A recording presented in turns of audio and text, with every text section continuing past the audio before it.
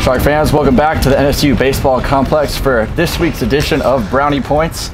Brownie, I have to admit I'm a bit disappointed you're not in your baggies and tank today. What's going on? Yeah, you know, left them at our last vacation down in the Keys. So, you know, now we're just business attire. All right, we'll let it slide this week. But anyway, this week's been going good so far. Back-to-back wins, back-to-back nights. But let's rewind back to last weekend. You guys go on the road. Struggled a little bit previously on the road, but get a sweep at Lander against our good old friend Ricky Santiago. Just talk about the weekend overall as a whole.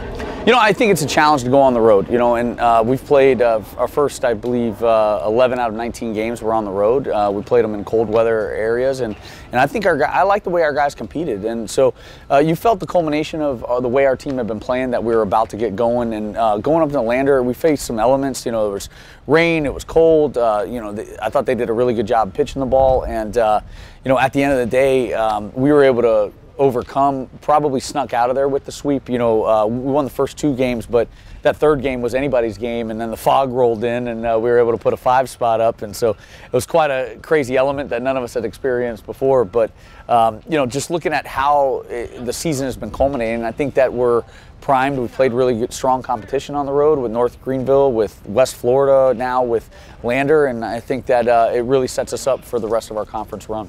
Mentioned the recent success, the win streak now up to 5.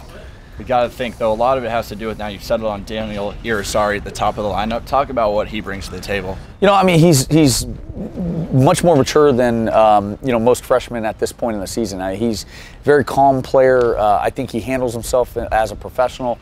Really gives us quality at bats. Has the threat with the bat because he can drive a baseball, but he also has the ability to work counts and give us just kind of a table setter. And I think that he's going to be a hit machine down the road. I think that you're looking at a player who's going to be an all-conference type player down the road. And I think that you know, I keep encouraging him. Why not now?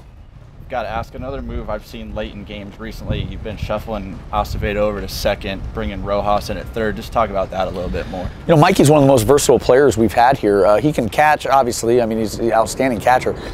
Played first base the majority of the season for us. But, you know, in some of our defensive work, we had a little bit of roster limitations this week, and we were able to move him around. And I saw his ability to go across the field, and I was highly encouraged, and I was highly confident in his ability to go over there. Mike, you had a hit off the bench last night, Acevedo, good game, but another moment that was definitely special, Jimmy Murray off the bench gets his first career hit. Had to be a special moment for the guys in the dugout to see that. I definitely think so. You know, I mean, one thing about Jimmy is, you know, he hasn't had a lot of playing time here in his career, in his 3rd year now, but I think that he has come and brought a work ethic that we really value around here. You know, we talk about energy and effort, and he's a guy who exhibits that every day when we're on the field. Even though there's, you know, been challenges, you know, he hasn't been playing. I think he's been positive. I think he's upbeat. I think he's matured as a young man. So I'm really proud of him from that aspect. And so to see him go up there and really get into a ball was really exciting, I think, for everybody. And I'm just really proud of him. Got Florida Tech coming in here this weekend, 4th series in the SSC. Start to see a little separation by about this time.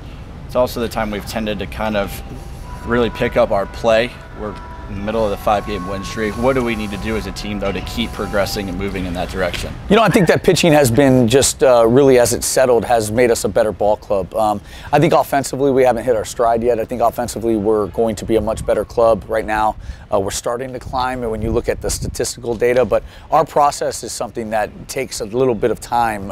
And once guys really get into it, that's when you start seeing us lead in categories like slugging, home runs, etc. And so I think that we're emerging into that position right now. We have a long way to go, but I think that if we can continue to play offense in the way, as well as get the type of pitching, I think that we're going to be hard to beat. Well, that's all we got for this week. Brownie, I want to wish you good luck.